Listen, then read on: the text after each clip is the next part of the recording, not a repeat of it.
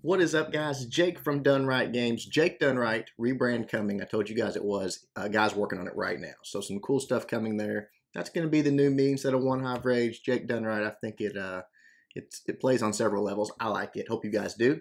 Lot to talk about today. One is that the next video you see from me will be sort of me walking you through the Kickstarter. The Kickstarter hopefully live next week. I'm going to put a video out on it when it comes, and just going to be explaining to you, maybe it's something might be confusing if you hear someone talking about it, what the rewards are and whatnot, so you'll understand a little better. Two, I'm getting a setup. I know this is not the best quality. This is my office where I work. I'm getting a desk build. I'm going to have some better lighting and the computer that I should be streaming on. I might do some streams for you guys. It won't be ROR, of course. It'll be something else, but as soon as I can, it will be that. So a lot of things like that coming along that I will, there's Bato calling me, that I will be working on and updates coming, all that stuff for you guys soon. So a lot of stuff happening there. What was the other thing I want to talk to you about? It's so cool where we're at in this process because now I have the game on my iPad and it's super early. I mean, it's super early. Not all the defenses are in. Not all the troops are in. We're making changes left and right. Artwork changes, gameplay changes, UI changes. But it's so neat to be able to sit down and do what I've always done with games, only with my game. To play it, say I don't like this, and I'm in the Discord chat with the devs and saying, okay, I want this changed. Well, what do you want? And they're getting. It's this conversation and this improvement that's happening, granted, again, in a very early stage, that I've always wanted a game, and now I get to do it, and they can't say no, right? So that's the good part. And I also, I put it on Twitter, but I wanted to put it in here. What I put in the dev chat on Discord, and I want to pull it up so I don't misquote it. It's a quote that I think is perfect for what we're trying to do. It says, "Perfection is not attainable, but if we chase perfection, we can catch excellence." Vince Lombardi. So, you football guys might know who that is. But I think it's a perfect quote for what we're trying to do here at Done Right. Just keep chasing that perfection, and then we'll be in a pretty good spot when it's all said and done. But this is a Coffee and Clash video. I've got a few leftovers from the last round, so if you put one on the last video, they're not even in this batch, but I'll get to them, I promise. But I just wanted to let you know what was coming. Kickstarter, which will reveal a lot, guys. You'll know way more than you've ever known about the game once the Kickstarter launches. So let's get into this, though. Let's see. Sorry, my old eyes. War Master. Jake, what was your work background before the venture to start DRG? I'm assuming you didn't just quit what you were doing before. Also, can you give your audience an idea of what it takes to make a game and to make it done right? I think a lot of people have an idea and want to move forward with it, but don't have the slightest clue where to start. Building a team is a big part of it, and why I'm convincing my wife to let me invest in your startup, because you have built the team and surrounded yourself with others smarter than you. Great question, and there's so much to it, War Master. It's insane. I didn't have a clue, right? I sat right here not in this chair, but chair at my house and said, hey, I want to make a game. And I think I was in a unique position, in a fortunate position, to have an audience, a pretty large audience, and people that had faith in me, that had listened to me talk for years and said, man, I just agree with that guy. I like the way he thinks about this. I like the way he looks at games, which was a vetting process, right? It was a vetting process for me and for my ideas. And then finding Bato was, because I'm like you, I couldn't write a line of code if my life depended on it. I've never took on a task this large as far as making something from nothing. And I couldn't have done it without him. There's no question about it. So finding the right people, which again was a fortunate situation for me, because all I had to do was put out a video. And then I started filtering these emails, and I started looking through who was out there and what their expertise was. And then just having the funding. That's the bottom line. I didn't think funding would be as big a part of it as it turned out to be. I guess that was dumb on my part. But man, it takes a lot of money, it takes a lot of people, and it takes a lot of time. And time is money, and people are money. And we have some really, really, really talented people working on it. So if you have an idea, I feel sorry for people, because I know there's probably people out there that have great ideas. And if this company becomes a big gaming company, I think that's something I will do. I will have some sort of way, a competition maybe, who knows, reality TV, of people coming in and their ideas, whittling their way down to maybe make a game with us. because I think there's a lot of people out there with great ideas that will never have the opportunity that I've been blessed to have. So hopefully I don't let you guys down with it. Hope I answered your question. Have a good one, man. Thanks for the support, and hope you invest, because I hope everyone that does makes a ton. Pate Cake? Pate Cake? I think that's how you say it. Hey, Jack, I feel like a lot of mobile games, when you start off, throw you right in a million little icons and things that half of them don't really matter. I think this is one of the biggest reasons that Clash of Clans and Clash Royale are so successful. They keep everything as simple as possible, but also there is a ton of depth in them. So I was just wondering, how are you approaching that with and what's your plan as far as new players starting the game? Because nobody enjoys feeling overwhelmed with a game, and it's caused me not to play games that I have downloaded. What is that? Is that Pate? Pate Cake. That's a tough one. All right. I agree with you 100%. I've done the exact same thing. I've downloaded a game.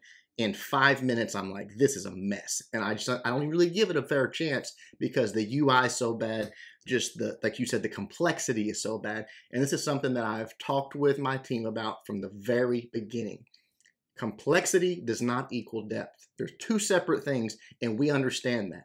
A game should be simple, especially a mobile game. It should be simple to approach. It should be simple to understand. There shouldn't be a maze of buttons. There shouldn't be a clutter. It should be clean. It should be something that you intuitively know where to go to get what you want and how to control it. And we're going to hit that. I promise you, we're going to hit that.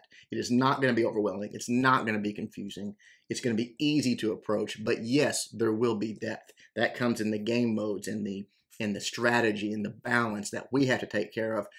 Where in the glory days of Clash, like when that Town Hall 9 was perfect, that's what we're going for. Where it's hard to do, but it's doable. If you've done your research, you know how to play the game, you know what the troops do, then you can be very effective with it. That's what we're going for. But complexity kills, man, and I hate it. And so many people think it's like, okay, the more complex and the more features we're giving people, and that's just not the case. We do understand that, and I promise you it won't be that way. Clash with Corey. How can I get access to the beta when it comes out? Clash with Corey, that's what you're going to want to be looking for next week.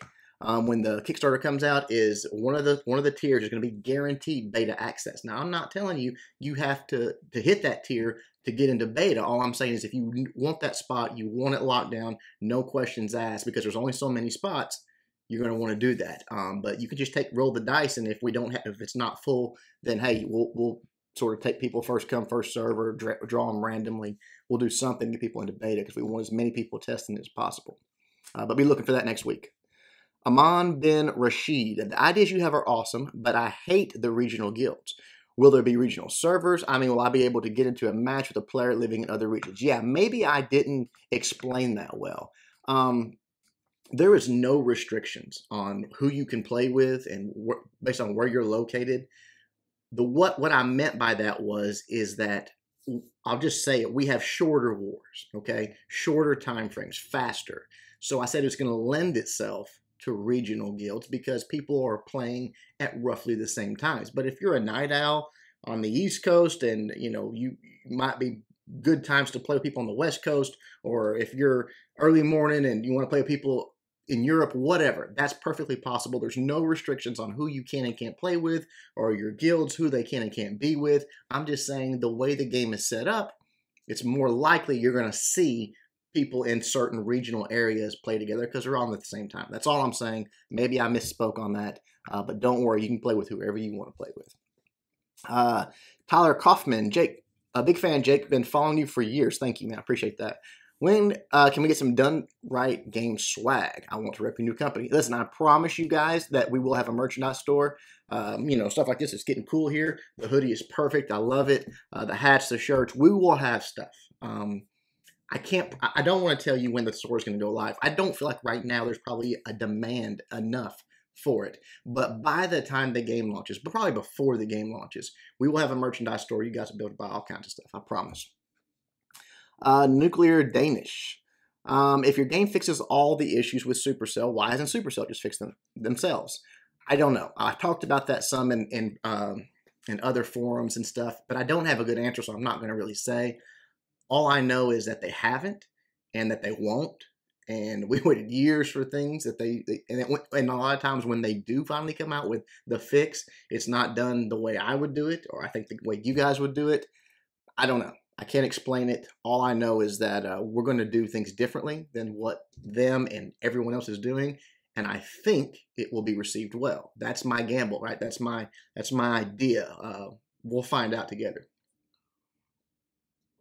I mean, this is coffee done right, right? Villy, oh my goodness, why do you guys do this to me? Villy, excuse me, coffee done right question. I loved the aspect of planning the attacks hours before doing the actual attack and planning every single small detail. You mentioned there won't be cheating anymore the same way like in Clash. Does that mean that we can't be able to plan attacks anymore? It's just making smart decisions in very fast reaction time. I guess that will be fun too. And I'm sure you can do that type of game better than anyone else. But there just can't be the same level deep planning and strategy anymore. This is something that we talked a whole lot about before the game ever started. It's a tough one, but the trade-off we feel like is there. And to answer your question plainly, yes, you will not have hours to plan attacks.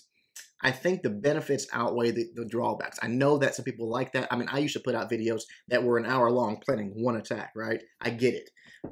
But the more time you give someone to do that, two things happen. One, the more they're going to cheat because they have time to cheat. So we wanted to eliminate that the best we could. And two, if you have, let's say, an hour to plan an attack, somebody out there is going to use that hour. And if you want to compete with that person, you have to use the hour. And you can extrapolate that over the 24 hours that the war has in Clash, for example, and that leads to burnout. Playing at the highest level, at the competitive level, I experienced it. I know a lot of my clanmates experienced it. You get burnt out, man. You can't keep that up forever. We got jobs. We got lives. This is a game, something that we're supposed to enjoy. So we wanted to reduce it. We wanted to limit it, reduce burnout, reduce cheating. We think the trade-off's worth it. But I think you'll still like it. We'll see. Some people might get frustrated with that, but it is what it is, and we'll do our best. Robert Talil. CNC question. It's not CNC anymore, Robert. You spoke of esports from day one. I'm not sure how much detail you can go into this on this, but will the primary competitive game mode be a format similar to War and COC, where it's 24 hours and would be awkward to commentate in live stream? Okay, I get you. Or maybe something more optimal like CRL Leagues in Clash Royale, where they can stream a lot of content in an hour or two. Bonus question: what does the skill ceiling in this game look like? Is it easy to gain the hang of the? My goodness.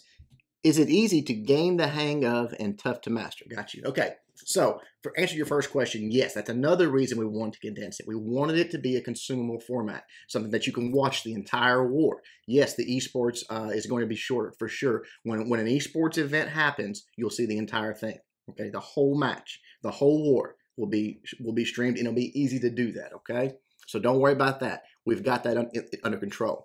For the bonus question, that's the idea. It should be very simple, very easy to approach. A 10-year-old should be able to play it and have fun, but it ought to be, the skill ceiling, as you call it, should be high enough that you can have esports. So everything in between. That's the idea. That's what we're going for. All right, a couple more, guys. Super Stubbies. Coffee done right. Jake, you mentioned regional base. I guess a lot of people are worried about this. I have my friends from the Clash in the US and Australia. I'm UK based. I would like to think I can play in a clan with them. Can you confirm this is okay? Thanks for a long time subscriber and was in One Hive Alpha. Hey man, what's up? Thank you for the long time support. Again, yes. Do not worry, guys. You will be able to play this game with anybody in the world that you want to. Don't stress about that. It just means that the faster paced, shorter wars might prove a challenge for that, but you can absolutely play with them, have guild families, where you can, communicate back and forth and you feel like a guild family.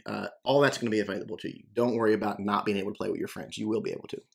Thundercat, last one. It will be called Realms of Ruin. I know one of the staff, and he leaked it to me on accident.